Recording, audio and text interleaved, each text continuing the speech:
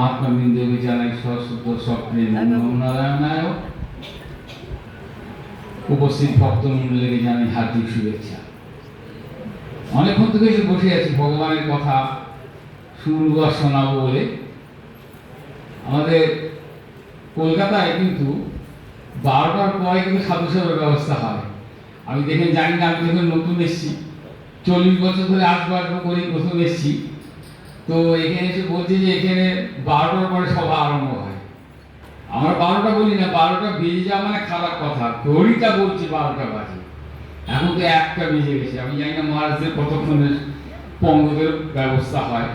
যাই হোক, যখন বলছে স্বামী বিবেকানন্দ সরস্বতী মহারাজের প্রতিষ্ঠিত এই আশ্রম, তার সম্বন্ধে কিছু বলতে, তার সম্বন্ধে কি বলবো।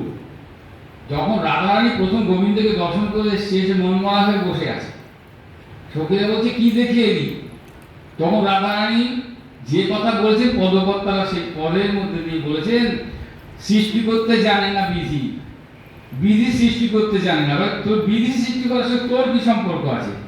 বলে সৃষ্টি যদি করলো তো লক্ষ নয়ন দিল না বিধি। আমি যদি 1 লক্ষ নয়ন পেতাম তাহলে ভালো করে দেখতাম। আবার হচ্ছে সৃষ্টি করতে জানি না বিধি, সহস্র বদন কেন তুলনা, আমি সহস্র বদনে তার কথা তোদের বলবো। স্বামী বিবেকানন্দ সরস্বতী মহারাজকে যেমনটি দেখেছি তেমনটি বলতে গেলে একটু সময় বেশি লাগে। অনেকক্ষণ থেকে বসেছিলাম যে আমরা সবাটা শুরু করে দিই, আরম্ভ করে দিই, তারপরে মহারাজ ডাকবেন। মহারাজের আরে বাবা, শেষ পাতে তো ভালো জিনিস খাওয়া হয়।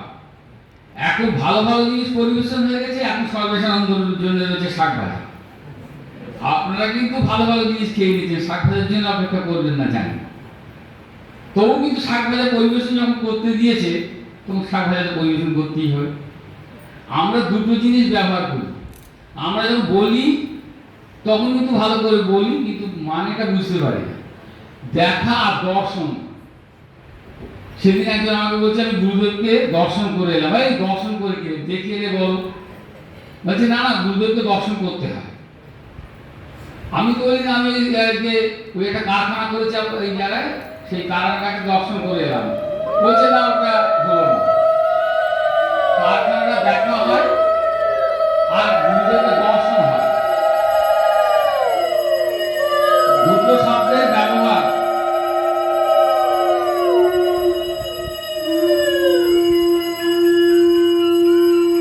দুটো শব্দের ব্যবহার করি আমরা, কিন্তু মানে বুঝি না। দেখাটা কিন্তু শাস্ত্রে বলছে ইন্দ্রিয় আর বিষয়ের সংযোগ। বিষয় ইন্দ্রিয় সংযোগকে বলা হয় দেখা। অতীন্দ্রিয় বস্তু দ্বারা যেটা চোখে দেখা যায় না, সেইটার সঙ্গে সম্পর্ক যখন তাকে বলি দর্শন। তো অর্জুন দীর্ঘদিন ভগবানের সঙ্গে রয়েছে,